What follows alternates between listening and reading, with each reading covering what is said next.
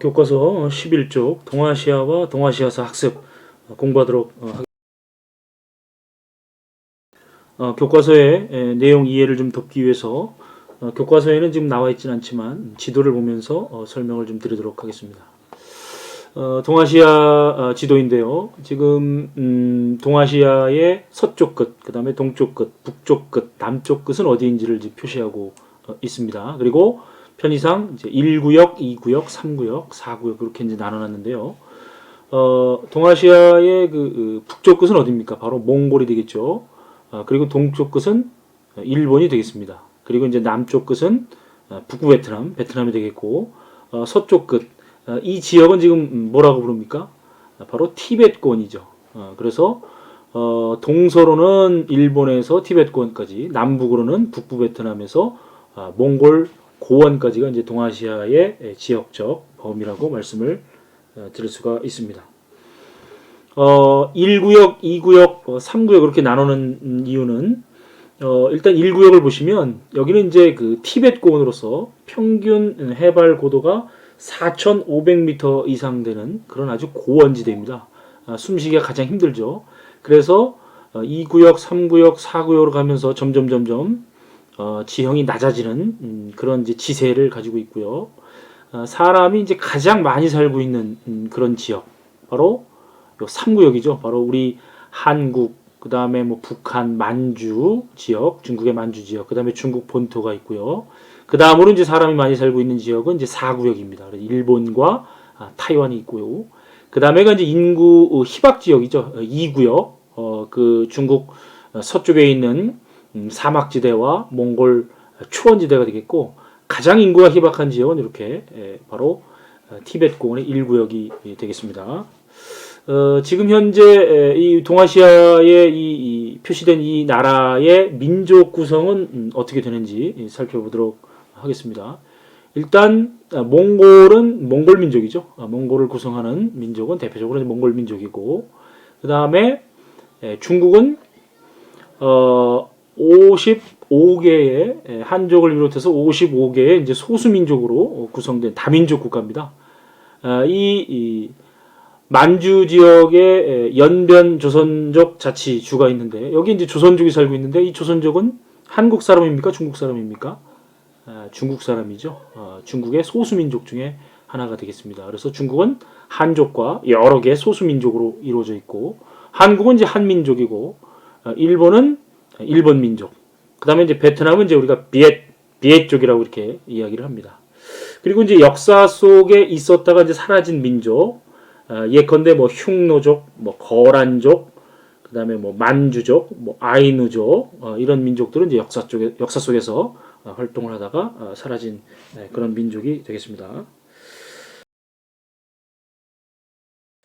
동아시아의 여러 민족과 국가는 정치 경제적으로 서로 영향을 주고받는 가운데 유형과 무형의 문화를 이제 공유를 하면서 동아시아 문화권의 공통 요소를 이제 형성을 하게 되는데, 이 동아시아 문화권의 공통 요소가 네 가지가 있습니다. 우선 밑줄을 한번 밑에서부터 넷째 줄이 되겠습니다. 유형, 무형의 문화를 공유, 유형, 무형의 문화를 이제 공유의 밑줄을 좀 치시고, 그래서 동아시아 문화권의 공통 요소가 네 가지가 뭐냐면 바로 첫째는 한자죠. 한자에다가 네모를 좀 치겠습니다. 한자에다가 네모.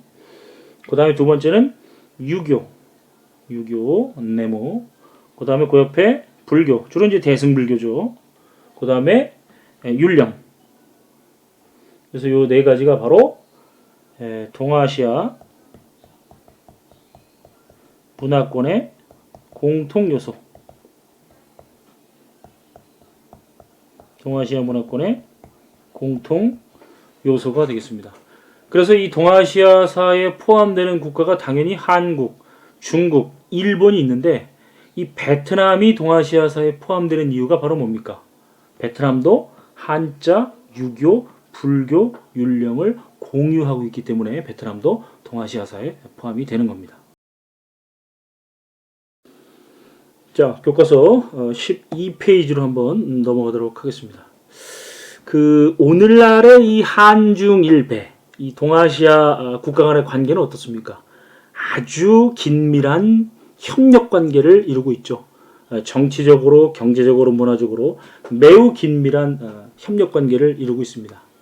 특히 경제적으로 볼 때는 중국과 같은 경우는 한국의 제1 수출국이면서 제1 수입국입니다. 중국과 일본과의 경제 관계도 마찬가지고 한국과 일본, 한국과 베트남과의 관계도 마찬가지입니다. 그래서 경제적으로 매우 긴밀한 그런 관계를 가지고 있고, 그 다음에 문화적으로도 굉장히 많은 기하급수적으로 이제 문화적 교류가 이루어지고 있고, 그 다음에 이제 정치적으로도 많은 긴밀한 관계를 가지고 있습니다. 그래서 오늘날의 동아시아의 각국은 서로가 서로를 필요로 하고 있는 그런 상태입니다. 동아시아의 그 네 개 나라가 어느 한 나라가 급속도로 어떤 그 정치 경제적으로 쇠퇴를 하게 되면 그것이 곧바로 다른 나라에 영향을 미치게 됩니다. 그래서 서로가 서로를 필요로 하고 서로가 잘 있어줄 때 결국은 동아시아의 발전과 번영과 상생과 평화를 이룰 수 있게 되는데, 우리 동아시아의 그 번영과 평화를 방해하는 요소가 우리 내에도 있다는 게 이제 문제죠. 동아시아의 평화를 방해하는 몇 가지 요소들이 바로 뭐죠? 바로 역사 문제, 바로 영토 문제. 이것이 이제 동아시아의 평화를 가로막는 걸림돌이 되는 것이죠. 그래서 동아시아 3국 또는 이제 4국이 공동의 목표로 하고 있는 것이 바로 평화죠.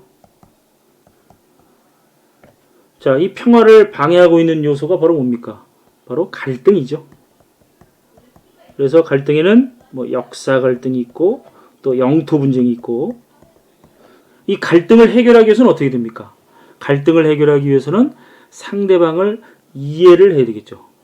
상대방을 이해하기 위해서는 상대방이 어떤 역사적 관계를 가져왔는지를 우리가 살펴보는 일이 굉장히 중요합니다. 그래서 갈등을 해결하기 위해서는 서로 간의 이해가 필요한데, 그 이해를 위해서는 상대방의 역사를 이해를 해야 된다. 상대방의 역사에 대한 이해를 통해서 갈등을 해결하고, 그리고 동아시아 각국의 공동의 목표인 평화로 나아가게 하는 그런 소양을 기르는 가장 중요한 과목이 바로 동아시아사다, 이렇게 말씀을. 첫 시간에 벌써 이 동아시아사를 배우는 목적, 그 결론을 벌써 이야기를 드린 것 같습니다. 어쨌든 이제 이 동아시아사를 우리가 이제 공부하는 목적은 동아시아 여러 나라 역사의 공통점과 차이점을 인식하고, 동아시아인이 함께 이룩한 공동의 역사와 가치관, 문화유산 등을 이제 확인을 하면서 결국은 이제 그러한 갈등을 해결하고 평화로 나가는 것, 이것이 이제 동아시아사를 공부하는 목적이라고 할 수가 있겠습니다. 그래서 우리가 이제 동아시아사를 학습하는 이제 태도는 어떤 태도를 가져야 되냐면은, 우리의 역사가 가장 오래되고 우리 민족이 가장 우수하다라는 태도는 버려야 됩니다. 그것은 한국사에서 하는 내용이고, 객관적이고 균형 잡힌 시각으로 동아시아의 과거와 현재를 탐구하고 미래를 구상해 보는 게 바로 동아시아사를 학습하는 그런 태도가 되겠습니다. 자, 관련된 사진을 좀 보도록 하겠습니다. 자, 다음 장. 지금 보시는 이 사진은 예, 좀 많이 지나갔는데요. 얼마 전에 나왔던 드라마죠. 이 여주인공이 그 치킨과 맥주를 먹는 그 장면이 나오는데, 이걸 본 이제 중국인들이 이 치맥에 아주 환장해하는 그런 치맥 광풍을 일으켰던, 우리나라의 문화가 이제 중국에 영향을 줬던 그런 예가 되겠고요. 이것도 이제 그 몇 년 전에 나왔던 드라마 도깨비죠. 도깨비를 패러디한 어떤 그 중국 어떤 사람의 SNS 사진이 되겠고요. 그 다음에 이거는 선생님이 이제 중국에 갔을 때 그 중국의 역사 선생님하고 찍었던 그런 사진입니다. 선생님을 굉장히 환대하고 좋아해주는 느낌을 좀 받았습니다. 지금 이제 베트남에서는 이제 박항서 감독의 열풍이 불고 있습니다. 베트남 사람들 한국 사람 굉장히 좋아하고 한국의 문화를 굉장히 좋아하고 있습니다. 베트남 총리와 이렇게 포옹을 하는 박항서 감독의 사진도 있고요. 선생님이 몇 년 전에 이제 그 베트남의 초등학교를 방문했을 때 그 초롱초롱한 눈빛으로 선생님을 바라보던 그런 장면이 또 기억이 납니다. 약간 농담이지만 베트남 여자들이 좋아하는 남자의 조건 세 가지가 있다고 합니다. 믿거나 말거나인데 첫째는 키 큰 남자, 둘째는 등치 큰 남자, 셋째는 안경 쓴 남자라고 하더라고요. 그래서 선생님이 지난번에 몇 년 전에 베트남을 갔을 때 한국으로 돌아오지 못할 뻔한 적도 있었습니다. 일본에서도 굉장히 그 한류가 지금도 한류가 불고 있습니다. 이 트와이스가 굉장히 일본에서 인기를 끌고 있습니다. 자,